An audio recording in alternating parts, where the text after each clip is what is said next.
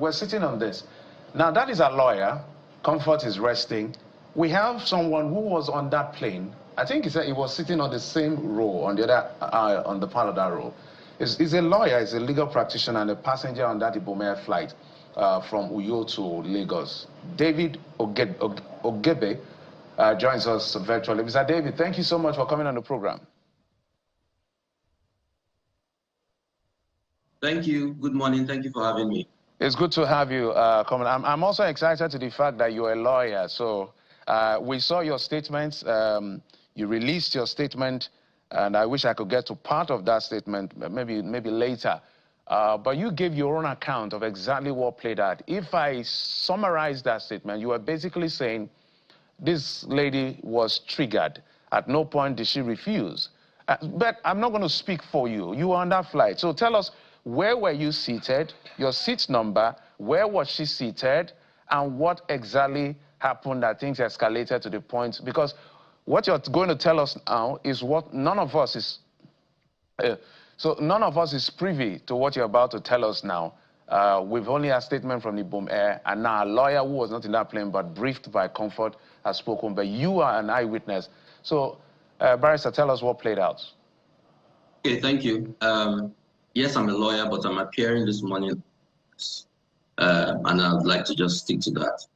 Now, I was sitting to her immediate left. So I was on the aisle seat to the left. She was on the aisle seat to the right. So my seat number was 14B. There was a gentleman to my left who was on 14A. So her own seat number should be either 14C or D. I think the window seat is 14D, while she was 14C on the aisle. So we're right next to each other, and it was a small plane. So I think the distance between us was no more than 2 feet. Yeah, so I heard everything. I saw all that transpired. And yes, she was triggered.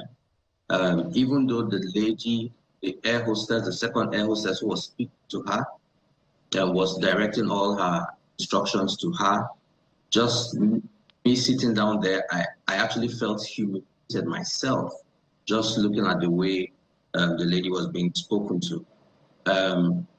To be fair, Ibom Air instructed very clearly. The first air hostess that came instructed very clearly, no airplane mode, switch off your phone. After takeoff, then you can put on and put flight mode. So it was very clear. The first air hostess addressed us on the emergency exit road protocols. After she did that, she spoke to Miss Emmanson and said, please switch off your phone. She told her twice, and then this first air hostess left to continue her duties. The second air hostess, who is the one blocking exactly who is being shown now, that second air hostess now came towards us in the emergency exit and stood, even from her posture, see that she came for trouble. You know, and Miss Emerson had been fiddling with her phone. I noticed she was trying to do some stuff, I don't know. And so she told her again, switch off your phone, switch off your phone. And Miss Emerson said clearly to her, I heard it. She said, please, the buttons on my phone for switch off are not working. They are not working, so I don't know how to switch it off. And the woman said, no, switch off your phone. So that back and forth went on. So at a point, that's the second air hostess said, look, you're even using an iPhone. So you don't need a button to switch it off. So the lady said, okay, I don't know how to do it. Can you do it for me? And she said, I'm not touching your phone. I'm not touching your phone. Just switch it off. She said, I don't know what to do. So the lady now said, okay, go to settings. Then when you go to settings, go to general. So the girl was holding and said, see, please, I can't understand what you're saying. I can't read. I don't know what you're saying. You're saying where I should go to. The woman, the second air hostess now told her, I don't have time for your nonsense. Please just switch it off. She said, I don't, okay. Mr. Martin now asked, can you spell the general?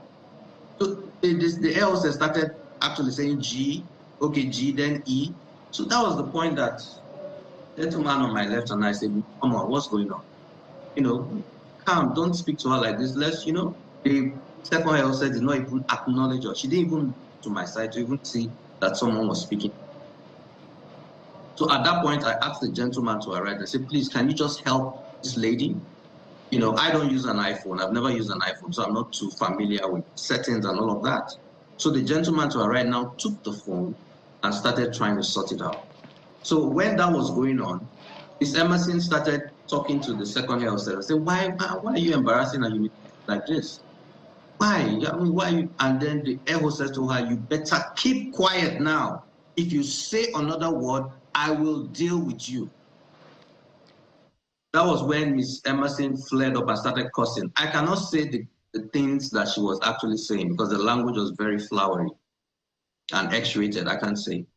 So that was when this second air hostess said, okay, you will see. And then she left and went towards the front of the airplane. She never came back. At least I don't recollect her coming back through the aisle throughout the flight. So that is exactly what transpired. So after that happened, the gentleman to the right switched off the phone or whatever it was he did.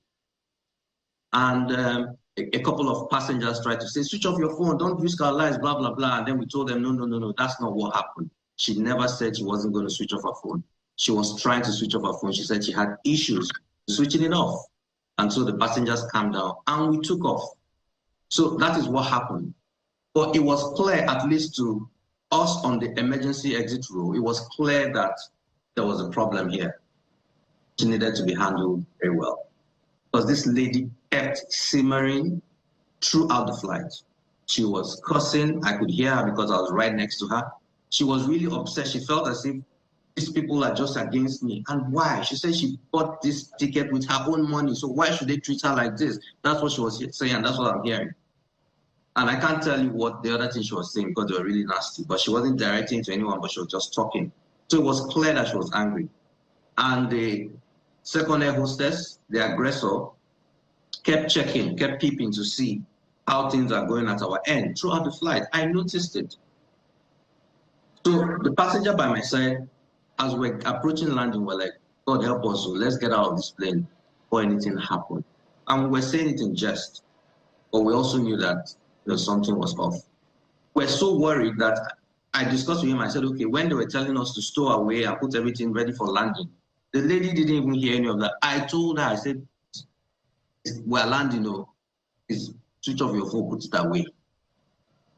Then the second air hostess, the first air hostess, the very polite and amiable and professional one came, helped her to stow away, helped her take her purse, put it in the cabin on top, and was very professional. So all of that happened, and then the plane landed. Once the plane landed, the first air hostess, the professional one, came to the front and started disembarking by room. Just before it came to our turn, Ms. Emmanson left and went back. And I presume she went to the toilet. I used the toilet myself, right? And I noticed that the only apartment at the back is the toilet. There isn't even an apartment, cabin crew and all of that like regular thing. This one is just the toilet. That's the only. So that's why I presume she went to the toilet. So when it got to our turn to disembark, those of us on our road disembarked and we went out and totally forgot about the whole part until the videos and all came. So that's what happened. This is what I heard. This is what I know happened. Issue of airplane mode. That didn't come up, at least I didn't.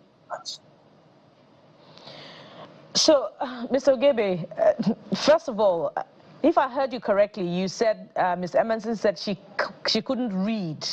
She was even asking that general be spelt. Oh, yes. That is what happened.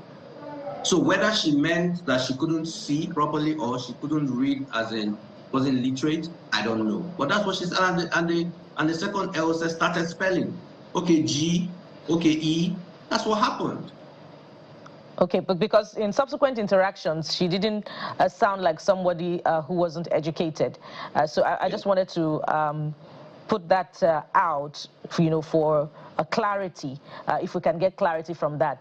But talk to us about, you're a lawyer. I don't know if aviation law is your specialty, but talk to us about the appropriateness of the handling of the situation, how it could have been done properly without it resulting in the altercation between Ms. Emmanson and the Ibom Air staff. How should they have handled it if they were going to read her the implications of what had happened and how it could have been better managed, so to speak? Because other aspects to this conversation are to the effect that even in international flights, once phones are either switched off or put on flight mode during takeoff and landing, phones are often used, with the internet connectivity provided by the airline. So I'd like you to speak to that. I'd like to point out again that I appeared this morning as a witness, so I wouldn't want to go into argument. However, what I can say very clearly is, even if you can use your phone on international flights, you have come into a domestic airline, and if they have said this is our policy, switch off your phone for takeoff, obey. When you go on your international airline and they allow you to use your phone, then very simple. How long will it take you? And I noticed that a lot of times this issue crops up basic airline. So let's just obey. Simple. It's not very difficult. Now, as a human being, as a citizen, talking about how she was handled being taken flight, and a little bit of humility and humaneness. The woman felt she was being attacked, she was being singled out, and just an apology and all whatnot, try to calm her down would have helped. I still insist that if this whole issue about switching off the phone had been handled by the first air hostess, this would not have come up at all. Now, moving forward, the actions of Ms. Emmanson, her reaction was not commensurate to the issues at hand. Completely not commensurate. Let's be honest and let's be frank. She was extremely violent. She was extremely violent. So I agree with her lawyer that if they had female officers, the female officers should have come in. When they tried to placate her, when they tried to talk to her, and she still wasn't listening and was becoming violent, then female security officers would have had to come in. But we have to state the fact that her reaction was very poor. And you can't, even if they blocked her and said, we're blocking you because we're going to arrest you. Okay, let them come and arrest you. And then the story, not to start fighting. I don't have to be a lawyer to say that. It's just common decency. All right, Mr. David, before I let you go, first we must appreciate you. Because this is perhaps the first time, maybe on television, because I heard your conversation on radio before I reached out. We're hearing what happened inside the aircraft, because everybody was reacting to, perhaps the Honorable Minister as well, based on the brief he got, was what everyone else saw on video and all of that. But now you brought perspective as not just that you were in the flight, but you were sitting quite at a distance that you clearly saw what was playing out as far as this is concerned. So first of all, we must thank you. But I'm asking, why do you see the need to come out and put up this make this presentation for this girl? And what do you think we can learn from all of this?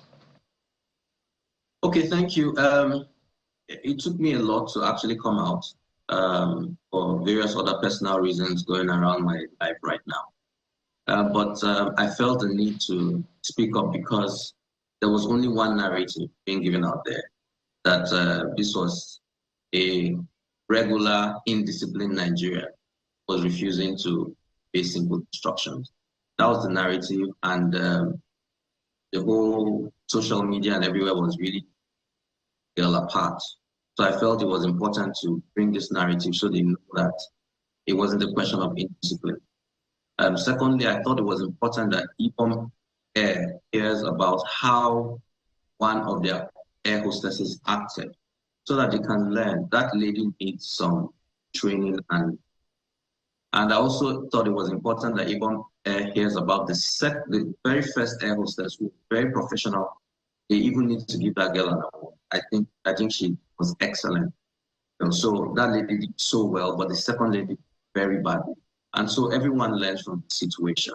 So you don't have to escalate issue, and it's not, this ego, because that's what it was. The second air hostess, the aggressor felt, who is this girl to, talk to me or do whatever, and then she wanted to show that she had power. That is what led to this, So I thought it was important to bring this out. Mr. David, we can't thank you enough for the clarity with which you've explained the situation, identifying all the dramatics personnel, and you were very fair that there were wrongs on all sides, but you needed to put this in perspective so that the narrative will be complete. At least we have this now. We had a lawyer. The only person remaining is herself. But thank you so much, David Ogede, lawyer, legal practitioner, and someone who was on that airline. That's August the 10th, Ibom Air, that brought up all of the saga that we're now witnessing today. Thank you, sir. We appreciate you, sir.